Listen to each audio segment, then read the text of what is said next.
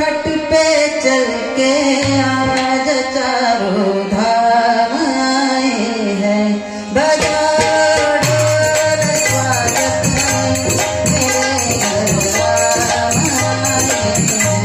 मेरी चौखट पे चल के आज चारों धाम आए हैं।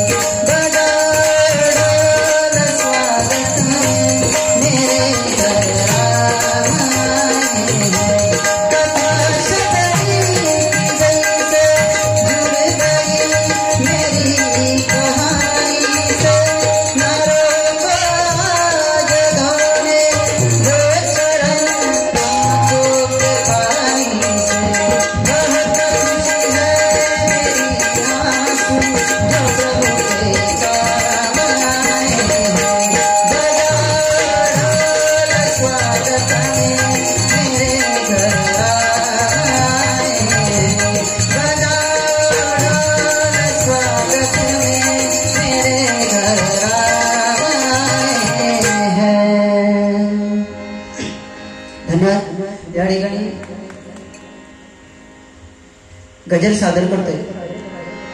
तत्पूर्वी या ठिकाणी सुंदर असं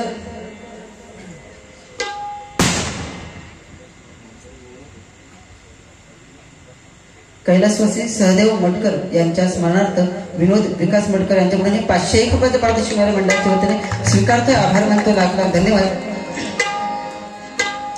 एवढं सुंदर असं मंदिर या ठिकाणी तुम्ही ग्रामस्थांनी मिळून बांधलंय आणि या ठिकाणी एक चांगली आठवण या ठिकाणी राहिली सर्वांची. म्हणजे ज्यावेळी या बऱ्याचशा मंदिराचा जर इतिहास बघितला ना मागचा, तर पिढ्यानपिढ्या कोणाच्या कोणाला माहित नसतं. आजा पंचांग पण माहित नसतं मंदिर केव्हा बांधलेला.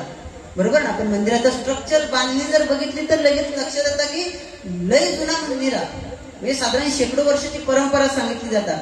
पण ही मंदिर उभारणी असतात किंवा मूर्ती प्राण प्रतिष्ठापना या असतात ना, त्या आयुष्यभर सगळ्यांच्या पिढ्या लक्षात राहणार. आणि त्याचं कारण काय, तर ज्यावेळी प्रभू रामांचे अयोध्येमध्ये ज्यावेळी आगमन झालं, बरोबर ना, ज्यावेळी प्रभू राम ज्यावेळी त्यांची प्राण प्रतिष्ठापना अयोध्येमध्ये झाली, त्या वर्षाचा मंदिर आमचा ब्राह्मण देवाचा. तुम्ही आनंदाने सांगणार आणि हीच खरी तुमच्या चांगल्या कार्याची पोच पावते आहे, लक्षात घ्या. म्हणून आयुष्यात पाठी काय राहावया, तर ह्या जर तुमचं नाव या मंडळाचं नाव आहे, या नावच पाठी राहणार. बरोबर ना. आपण जन्माजन्माने जातो. प्रत्येक गोष्ट जी या पृथ्वी तलावर लिहिलेली आहे ना, त्या प्रत्येक गोष्टी जन्म आणि त्याचो उत्पत्ती आणि लय हे दोन गोष्टी कोणाच चुकले नाहीत ना मंडळी. मग या फक्त मागे काय राहतं, ब्राह्मणदेव विकास मंडळ तेली कुंभारवाडी ग्रामीण आणि मुंबई ह्याचं नाव आहे. ह्या नाव आणि ही तुमची एकजूट आहे ना, ही नेहमी सदैव अशीच राहू देत ही प्रार्थना भगवंताच्या चरणाशी करतोय. कारण काय ना, साधू एक फक्त किस्सा बघून पुढे जाऊया. एकदा एका भल्या मोठ्या जंगलात आग लागली.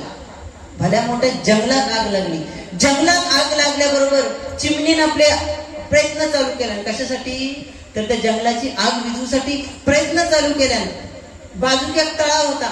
त्या चिमणी आपल्या चोचीतून थेंब थेंब पाणी आणत होती आणि त्या जंगलात लागलेल्या आगीवर फेकूक लागली. ह्या एका कावळ्यानं बघितल्यानं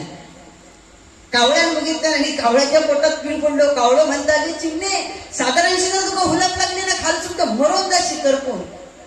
मग ह्या सगळ्या कशासाठी, त्यावेळी कावळं म्हणतात, चिमणे तुझ्या एक थेंब पाणी टाकण्यानं या जंगलाची आग विझून जाणार नाहीये. मग एवढी सगळी धडपड, एवढा सगळा आटापिटा कशासाठी. त्यावेळी त्या चिमणीनं कावळ्याला सांगितलं. चिमणी कावळ्याला म्हणाली, कावळ्या 100% बरोबर बोललास.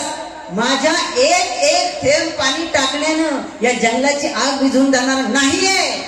पण ज्यावेळी या जंगलाचा इतिहास लिहिला जाईल, तेव्हा माझं नाव आग लावणाऱ्यांच्या नाही तर आग विझवणाऱ्यांच्या लिस्ट मध्ये असलं पाहिजे. आणि त्याच्यासाठी ही सगळी एवढी धडपड चालू आहे. बरोबर ना. आयुष्यात आपला कर्म चांगला व्हावं म्हणून मंडळी तुमची एकजूट या ठिकाणी खरंच खूप आवडली. तुमच्या एकजुटीला या ठिकाणी सलाम करतोय आणि या ठिकाणी गजल सादर करतोय.